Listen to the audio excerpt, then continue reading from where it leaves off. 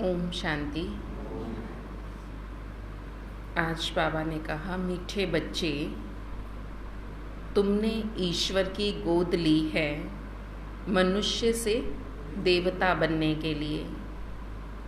उनकी श्रीमत ही तुम्हें मनुष्य से देवता बना देती है। तुमने ईश्वर की गोद ली है मनुष्य से देवता बनने के लिए। उनकी श्रीमत तुम्हें मनुष्य से देवता बना देती है। आज का प्रश्न है, आप मोए मर गई दुनिया, इसका अर्थ क्या है? दुनिया में कहावत कहते हैं ना, आप मोए मर गई दुनिया, इसका क्या अर्थ है?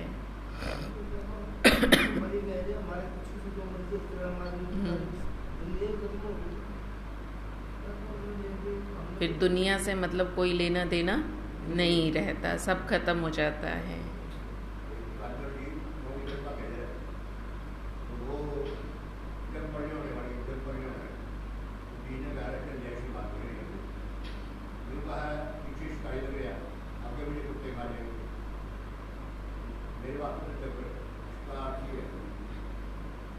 तो मतलब हम मरे, हमारे लिए तो दुनिया खत्म हो गई है ना, यही है ना।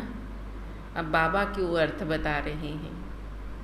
आप बच्चे जब बाबा के पास आते हो तो बाबा क्या कहते हैं? मर जाओ। फिर चाहे दुनिया में कुछ भी होता रहे, हम तो मर गए ना, फिर हमें फ़र्क पड़ेगा? परंतु अभी तक दुनिया की ही बातों में हम लगे रहते हैं, मतलब मरे ही नहीं हैं। तो जीते जी मरते हो तो तुम्हारे लिए तो सारी दुनिया खत्म हो जाती है। तुम्हें फिर दुनिया के मनुष्यों से कुछ भी लेना देना नहीं रहता। दूसरे मनुष्य तो जिस दुनिया में मरते हैं उसी दुनिया में जन्म लेते हैं, लेकिन तुम्हारा जन्म फिर इस पुरानी दुनिया में नहीं होता। नया जन्म नई दुनिया में होता है। तुम बच्चों को स्वर्ग की बादशाही मिल जाती है। आज का गीत है, मरना तेरी गली में, जीना तेरी गली में। ओम शांति। यह भी गायन इसी समय का है जो फिर भक्ति मार्ग में गाया जाता है। इस समय जबकि तुम बाप के पास जीते जी मरते हो तो बरोबर सारी दुनिया ही खत्म हो जाती है। अज्ञान काल में मनुष्य मरते हैं तो फिर उसी दुनिया में जन्म लेते हैं। दुनिया तो कायम है। जिस दुनिया में मरते फिर उसी दुनिया में जन्म लेना पड़े। तुम बच्चे जब बाप के बनते हो तो यह दुनिया ही खत्म हो जाती है। कहावत है, आप मुए मर गई दुनिया, परंतु दुनिया विनाश तो नहीं हो जाती। इस ही दुनिया में फिर जन्म लेना पड़ता है। अभी तुम जबकि जीते जी मरते हो तो आप मर जाते हो तो दुनिया खत्म हो जाती है। तुम मरेंगे तो यह दुनिया ही खत्म हो जाएगी। तुम जानते हो हम फिर नई दुनिया में आएंगे। यह सिर्फ तुम ब्राह्मण ही जानते हो। ईश्वर का बच्चा होने से हमको सतयुग का बर्थ राइट मिलता है, स्वर्ग की बादशाही मिलती है, नरक खत्म हो जाता है। इसमें कोई मेहनत नहीं है, सिर्फ बाप को याद करना है। मनुष्य जब कोई मरने पर होते हैं तो उनको कहते हैं राम राम कहो। पिछाड़ी में उठाने समय कहते हैं राम नाम सत्य है। यह भगवान को ही कहते हैं राम नाम सत्य है, अर्थात परमपिता परमात्मा जो सत्य है उनका ही नाम लेना चाहिए, उसको राम कह देते हैं। माला भी राम राम कह कर सिमरते हैं। राम राम की धुन ऐसी लगाते हैं जैसे बाजा बजाते हैं। तुम बच्चों को बाप समझाते हैं कि कोई आवाज़ नहीं करना, सिर्फ तुम्हें बुद्धि से एक बाप को याद करना है। तुम जानते हो, जीते जी ईश्वर की गोद में आने से यह दुख रूपी दुनिया खत्म हो जाती है। बाबा, हम आपके गले का हार बन जाएंगे। गाया भी जाता है रुद्रमाला। तुम रुद्रमाला में पिरोने लिए इस रुद्र ज्ञान यज्ञ में बैठे हो, कल्प पहले माफिक। दूसरा कोई सत्संग नहीं जहाँ ऐसे समझते हों कि हम ईश्वर बाप के गले में पिरोएंगे। बाप से तो जरूर वर्षा मिलेगा ना। यह बाप कौन कहते हैं? आत्मा कहती है अपने परम पिता परमात्मा को। आत्मा में ही मन और बुद्धि है। बुद्धि से हम समझते हैं परम पिता परमात्मा निराकार हम सब आत्माओं का बाप है। पहले संकल्प आता है, मन में संकल्प आता है और फिर बुद्धि समझती है कि यही हमारे परम पिता परमात्मा हैं। फिर कर्मेंद्रियों द्वारा हम कहते हैं कि यही हमारा बाबा है, हम बाबा के बने हैं और बाबा के ही होकर रहेंगे। गॉड फादर कहते हैं ना। फिर पूछो, तुम्हारे में गॉड फादर की नॉलेज है?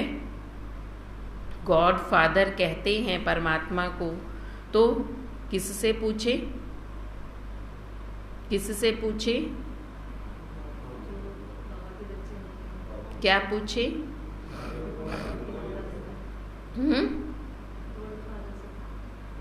क्या क्या पूछे?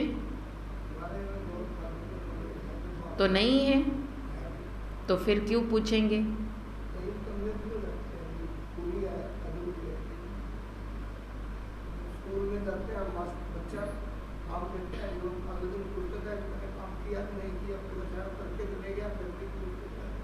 तो ये तो हमें पता ही है कि बाबा हमारा है। बाबा ने पहले की 3-4 लाइनों में पूरा कहा कि तुम अच्छी तरह से ये समझते हो, तुम्हारे मन और बुद्धि में ये बात समझ आ गई है कि हमारा एक बाबा है। फिर पूछना किससे है? इससे पता चलता है कि कितने ध्यान से सुन रहे हैं। बाबा ने कहा दुनिया वालों से पूछो, क्या तुम गॉड फादर को जानते हो? उसकी नॉलेज को जानते हो? गॉड फादर कहते हो तो उसको जानते हो। जब जानेंगे तभी तो उसको याद करेंगे ना। जब जानेंगे ही नहीं तो फिर सर्वव्यापी ही तो कहेंगे ना। जब जानेंगे उसको, बाबा कहते तब याद करेंगे। जब जानेंगे ही नहीं तो सर्वव्यापी कह देंगे। बोलो, तुम्हारी आत्मा कहती है परम पिता परमात्मा तो पिता है, फिर वो सर्वव्यापी कैसे होगा? बच्चे में बाप आ गया क्या? अगर वो सर्वव्यापी है तो फिर सब बच्चे हैं उस परमात्मा के। फिर क्या उसमें सब बाप आ गया, बाप हो गए क्या? बाप को सर्वव्यापी कहना बिल्कुल रोंग है। लौकिक में भी बाप के 5-7 बच्चे होंगे, क्या वो कहेगा? लौकिक में किसी बाप को 5-7 बच्चे हैं तो वो बच्चे कहेंगे क्या कि हमारा बाबा तो सर्वव्यापी है? ये तो समझने की बात है। तुम मुख से कहते हो परम पिता गॉड फादर, तो गॉड फादर माना पिता हो गया, और पिता कभी सर्वव्यापी नहीं हो सकता। फिर उसे हम सर्वव्यापी कैसे कहते हैं?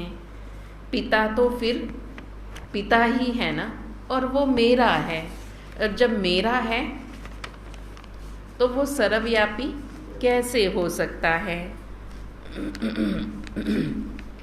बच्चा फिर कहे मेरे में बाप का प्रवेश है, बच्चा थोड़े ही कहेगा कि मैं बाप हूँ।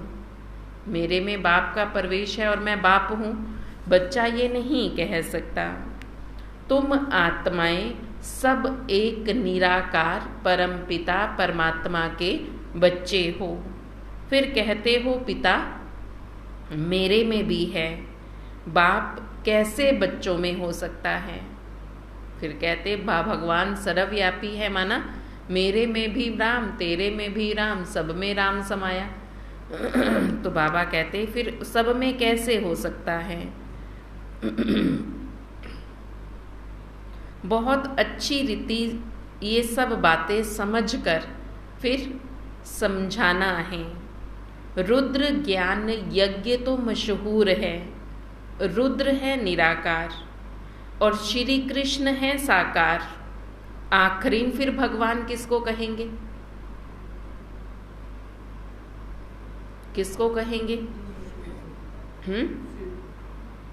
बाबा ने कहा एक है निराकार, दूसरा है साकार। दोनों में से भगवान किसको कहेंगे? निराकार को कहेंगे। मनुष्य तो बहुत भूले हुए हैं, कह देते हैं God father is omni present, मेरे में भी है तेरे में भी है। बाप तो घर में रहता है और कहाँ थोड़े ही रहेगा। अभी बाप इस बेहद घर में आया हुआ है, यहाँ इस सृष्टि पर विराजमान है। कहते हैं मैं इस तन में प्रवेश करता हूँ, कुछ पूछना हो तो पूछो। आगे पितरों को बुलाने का बहुत रिवाज था। पितृ तो आत्मा है ना, पितृ को यानी आत्मा को बुलाते थे, उनको खिलाते थे। कहेंगे आज हमारे दादे का पितृ है, आज फलाने का पितृ है, तो आत्मा को बुलाया जाता है, खिलाया जाता है। समझो किसी को अपनी स्त्री से बहुत प्यार है तो उसकी आत्मा को बुलाते हैं। कहते हैं हमने उनको हीरे की फुल्ली पहनाने का वायदा किया था। ब्राह्मण को बुला फिर हीरे की फुल्ली पहनाते हैं। बुलाया तो आत्मा को ना, शरीर थोड़े ही आएगा। यह रस्म भी भारत में ही है। जैसे तुम सूक्ष्म वतन में जाते हो, कोई मर गया तो उनको भोग लगाते हो। सूक्ष्म वतन में वह आत्मा आती है। यहाँ तो बिल्कुल नई बातें हैं। जब तक कोई अच्छी रीति ना समझे तब तक संशय उठता है कि ये क्या करते हैं। ब्राह्मणों की रस्म रिवाज देखो कैसी है। इस समय सभी मनुष्य मात्र तमो प्रधान हैं। बाबा तो है ही पतित पावन, वह कभी तमो प्रधान नहीं होते। मनुष्यों को पतित पावन नहीं कहेंगे। पतित पावन माना सारी दुनिया को पतित से पावन बनाने वाला। वह तो एक बाप के सिवाय दूसरा कोई और हो ना सके। धर्म स्थापक तो आते हैं अपना अपना धर्म स्थापन करने के लिए।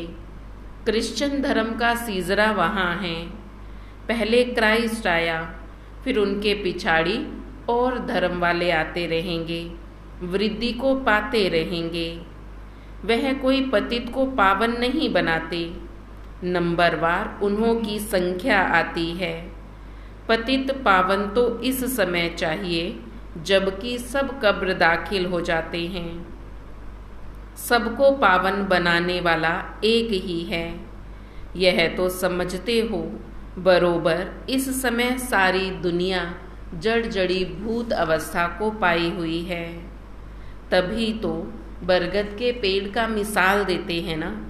बहुत बड़ा झाड़ होता है, उसके नीचे बहुत पार्टियां जाकर बैठती हैं, परंतु उसका फाउंडेशन तो सड़ा हुआ है, बाकी सब टाल टालियां खड़ी हैं। ऐसे यह मनुष्य सृष्टि का झाड़ है। देवी देवता धर्म का जो झाड़ है उसका फाउंडेशन देवी देवता धर्म जो सड़ गया है, अर्थात प्राय लोप हो गया है। बाकी सारी टाल टहानियों से यह बेहद का वृक्ष खड़ा हुआ है। उसका फाउंडेशन, फिर जो यह जो मनुष्य सृष्टि का झाड़ है, इसका फाउंडेशन उल्टा ऊपर है और जड़ एकदम कट गई है, बाकी सब हैं। बीज हो तब तो फिर से स्थापना करें। बाबा कहते मैं फिर से आकर नई दुनिया की स्थापना करता हूँ। ब्रह्मा द्वारा स्थापना, शंकर द्वारा विनाश, बरोबर अनेक धर्मों का विनाश हुआ था इस महाभारी महाभारत लड़ाई में। जो राजयोग सीखते थे उन्हों की फिर राजधानी स्थापन हो रही है। तुम जानते हो अभी हम बाबा के पास जाएंगे, फिर नई दुनिया में आएंगे, फिर झाड़ वृद्धि को पाता रहेगा। देवी देवता धर्म जो था वह इस समय प्रायलोप है। तो बाप कहते हैं मैं फिर से आकर आदि सनातन देवी देवता धर्म की स्थापना करता हूँ। भारत जो ऊंच ते ऊंच था उनको अब ग्रहण लगा हुआ है। काम चिता पर बैठने से इस समय सारी दुनिया जल गई है, काली हो गई है। अब तुमको बाबा ज्ञान चिता पर बिठाए गोरा बनाते हैं। तुम जो श्याम बन गए थे, अब बाबा श्याम से सुंदर अर्थात गोरा बनाने आते हैं। गोरा बनाने वाला परमपिता परमात्मा है, इसलिए तुम्हें उनकी श्रीमत पर चलना है। परमपिता परमात्मा की आत्मा तो एवर गोरी है। आत्मा में जो खाद पड़ती है, अब बाप की याद से उस खाद को निकालना है। सोने का मिसाल देते हैं ना, जैसे सोने में खाद पड़ जाती है तो उसको अग्नि में डाला जाता है। इसी तरह तुम्हारी आत्मा में भी विकारों की खाद पड़ गई है, तो उसे निकालने के लिए योग अग्नि में डालना पड़े। अभी तुम जानते हो इस पुरानी दुनिया का विनाश होना ही है, सबका मौत सामने खड़ा है। फिर तुमको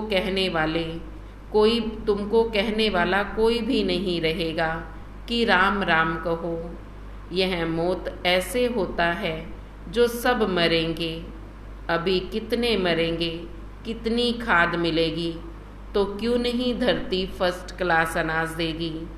सतयुग में सब हरे भरे सब्ज हो जाएंगे। सड़ी हुई चीज को ही तो खाद कहा जाता है ना।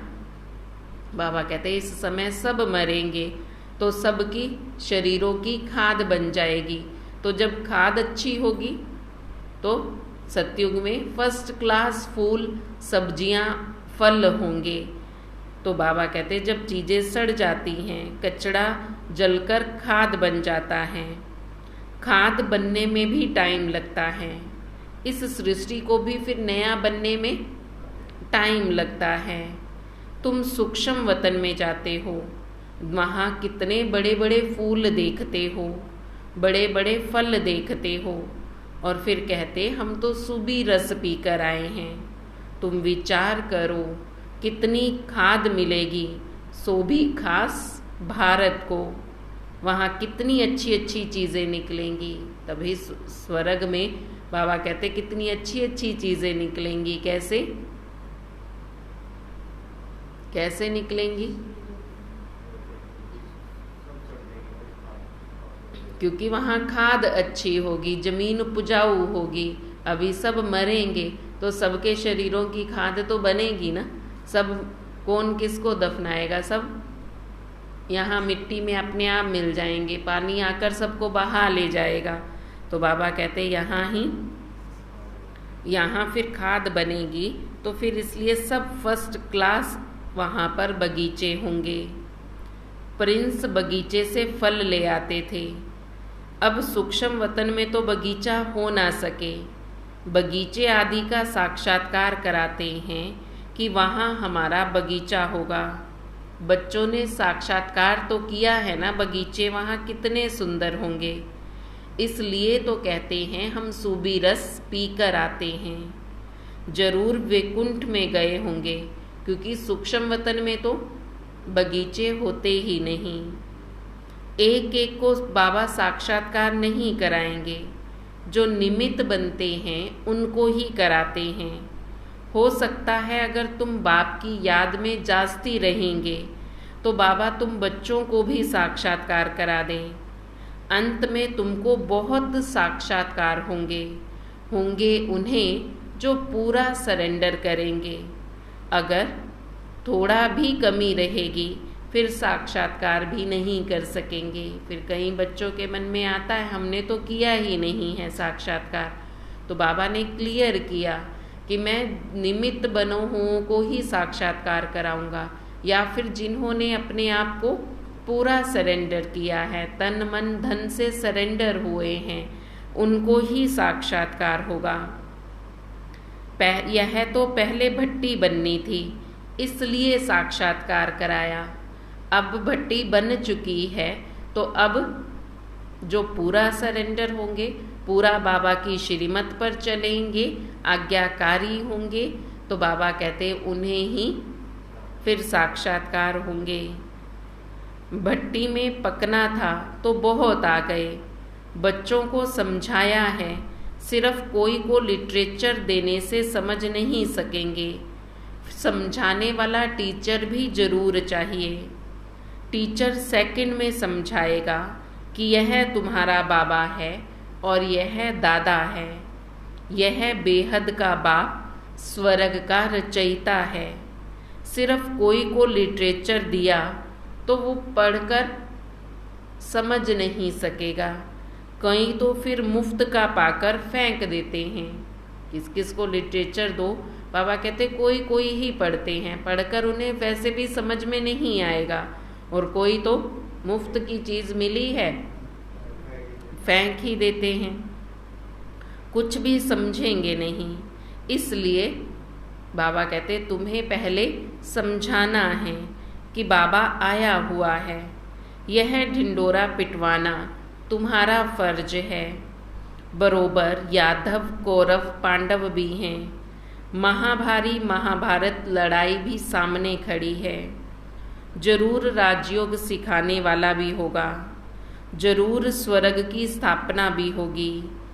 एक धर्म की स्थापना, अनेक धर्मों का विनाश होगा। तुम जानते हो हम ही नर से नारायण, नारी से लक्ष्मी समान बनते हैं। यह है एम ऑब्जेक्ट, मनुष्य से देवता किए करत ना लागी बार। बाबा मनुष्य से देवता बनाते हैं, उसके लिए पुरुषार्थ करना पड़े। बाकी देवता बनने के लिए बाबा कोई फीस थोड़े ही लेते हैं, बाबा कुछ भी नहीं लेते। इसलिए बाबा कहते मनुष्य से देवता किए करत ना लागी बार, कि तुम्हारा कुछ भी नहीं लगता। बाकी देवता बनने के लिए पुरुषार्थ तो करना पड़ेगा ना। देवता सिर्फ सूर्यवंशी को कहा जाता है, चंद्रवंशियों को देवता नहीं कहेंगे, उनको क्षत्रिय कहा जाता है। बाप तुम्हें देवता बनाने आए हैं, पहले देवता बनना चाहिए। नापास होने वाले क्षत्रिय बन जाते हैं। तो बाबा कहते मीठे मीठे सिकी लदे बच्चे, तुम मुझे कितने समय बाद आकर मिले हो। कितने ढेर बाप के सिकी लदे बच्चे हैं। किसका बच्चा गुम हो जाता है, 6-8 मास बाद आकर मिलता है, तो कितना प्यार से आकर मिलेगा, बाबा को कितनी खुशी होगी। यह भी बाबा कहते लाडले सिकी लदे बच्चे, तुम 5000 वर्ष बाद आकर मिले हो। लाडले बच्चे तुम बिछुड़ गए थे, अब फिर आकर मिले हो बेहद का वर्षा पाने के लिए। डीटी word god fatherly birth right. बाबा कहते भविष्य की सतयुग की राजधानी पाना तुम्हारा जन्म सिद्ध अधिकार है। गॉड फादर देने आए हैं, और फादर का वर्षा लेना बच्चों का जन्म सिद्ध अधिकार होता है। तो गॉड फादर कहते हो तो उनसे स्वर्ग की बादशाही का वर्षा भी जरूर लेना है। बाबा तुमको बेहद की बादशाही देने आए हैं। यह है हेमनली गॉड फादर। कहते हैं तुम बच्चों के लिए कितनी बड़ी सौगात लाया हूँ, परंतु इतना लायक बनना है, श्रीमत पर चलना है। बाबा मम्मा कहकर फिर अगर भूल गए या फारकती दे दी तो गले का हार भी नहीं बनेंगे।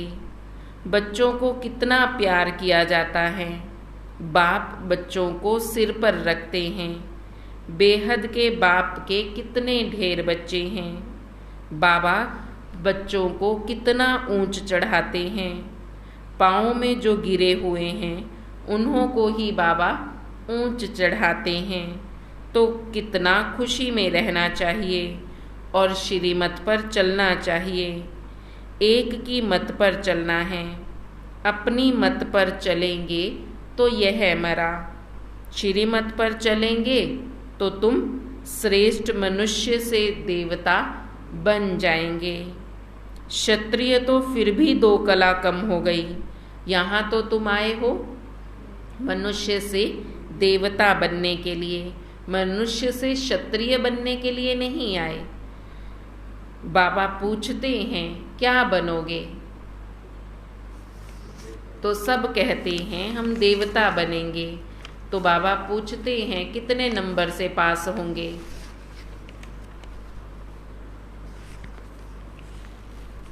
कितने नंबर से पास होंगे। कहीं बाप की आबरू तो नहीं गवाओगे। बाप की आबरू रख लेना। देवता बनने के लिए पूरे मार्क्स से पास होना पड़ेगा ना। अगर फेल हुए तो फिर क्षत्रिय बन जाओगे, फिर देवता नहीं बनोगे। देवता बनना है तो बाबा कहते पूरे नंबर भी तो लेने पड़ेंगे ना, तब तो देवता बनोगे। अगर पूरे नंबर नहीं आए, फेल हो गए, तो फिर देवता नहीं, फिर तो क्षत्रिय बनोगे। तुम बेहद के बाप के पास आए हो सूर्यवंशी बनने के लिए। तुम जानते हो विजय माला 108 की पास हुई है, इसलिए फॉलो फादर करना है। फॉलो करो मम्मा बाबा को। आप समान स्वदर्शन चक्रधारी बनाकर शिव बाबा के आगे सौगात ले आते हैं। खुद पहले संपूर्ण बनते हैं, फिर दूसरों को भी अपने समान बाबा समान बनाकर बाबा के सामने सौगात लेकर आते हैं कि बाबा देखो मैंने इतने बच्चों को आप समान बनाया है, आपका परिचय देकर आपके पास लाया हूँ। तो बाबा भी देखेंगे कि कितने बच्चों को लाते हैं। बाबा पूछते भी हैं कितनों को अपने समान बनाया, कितनों को बाप का परिचय दिया, कितनों को यहाँ तक लाया है। कोई तो समझ सकते, कोई तो तुम ही बाबा कहते ये बातें समझ सकते हो। ये बड़ी मज़े की बातें हैं, नया बिल्कुल भी नहीं समझेगा। अब हर एक अपने आप से पूछे, अपने दिल में अपने आप से पूछे क्या हमने कितनों को आप समान बनाया है। अगर किसको आप समान बनाएंगे ही नहीं तो फिर राज्य किस पर करेंगे। राजा बनने के लिए प्रजा तो जरूर चाहिए ना, बगैर प्रजा के तो राजा नहीं बन सकते। अगर प्रजा तैयार नहीं करते तो समझ जाना चाहिए हम राजा बनने के लायक भी नहीं हैं। प्रजा बनाएंगे तभी तो राजा बनेंगे ना।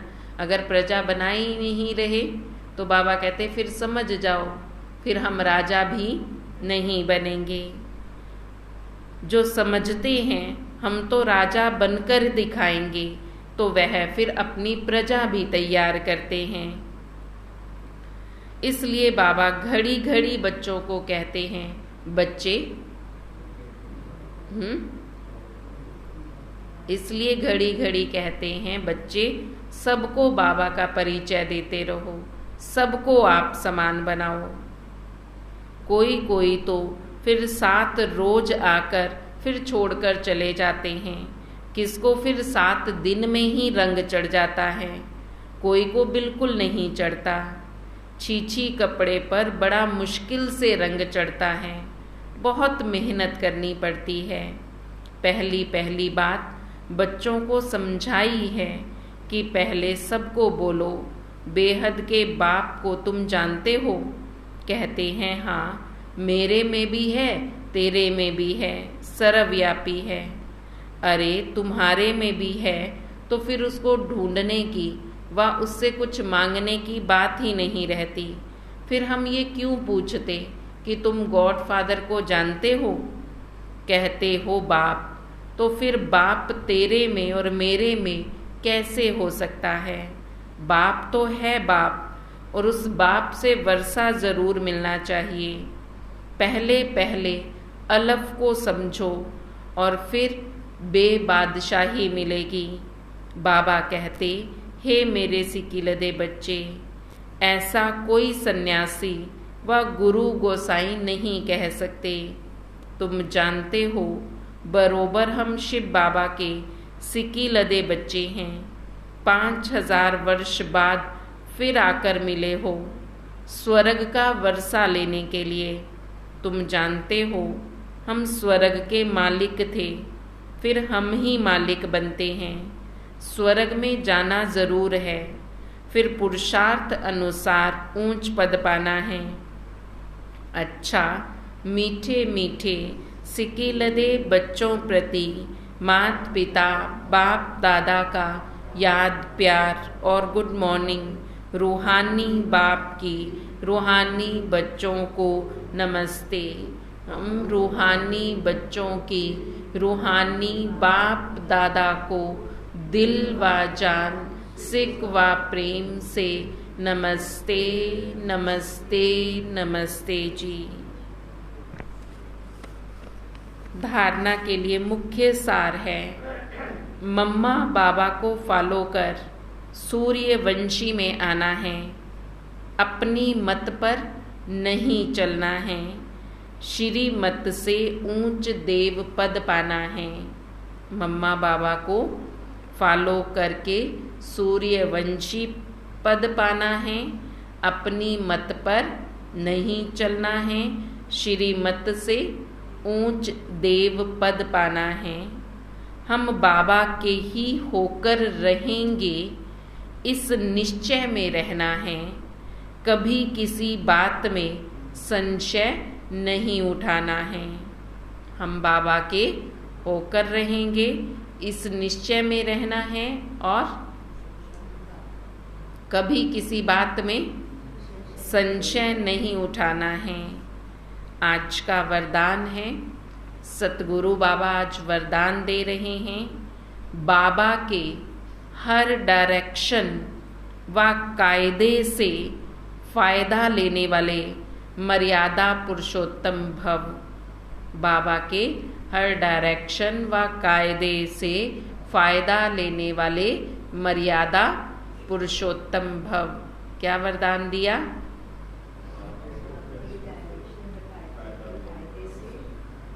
फायदा लेने वाले, क्या इंद्रजीत भाई जी?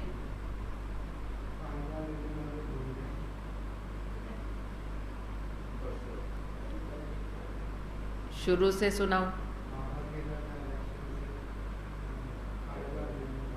कायदे का लेने वाले मर्यादा पुरुषोत्तम भव।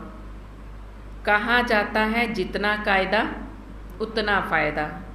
इसलिए अमृत वेले से जो भी कायदे बने हैं उनसे कभी किनारा नहीं करो। पढ़ाई, अमृत वेला, सेवा, जो भी दिनचर्या बनी हुई है उसमें मन नहीं भी हो, न मन नहीं भी लगे तो भी दिनचर्या में कुछ मिक्स नहीं करो। जैसे भगत लोग नियम का पालन जरूर करते हैं, मंदिर में मन नहीं भी लगे तो भी जाएंगे ज़रूर। आप भी स्वयं लॉ मेकर्स हो, इसी अनुभव से हर नियम का पालन करते चलो तो मर्यादा पुरुषोत्तम बन जाएंगे।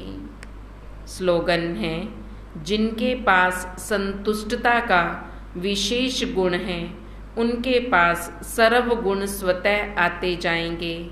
जिनके पास संतुष्टता का विशेष गुण हैं उनके पास सर्वगुण स्वतः आते जाएंगे। ओम शांति।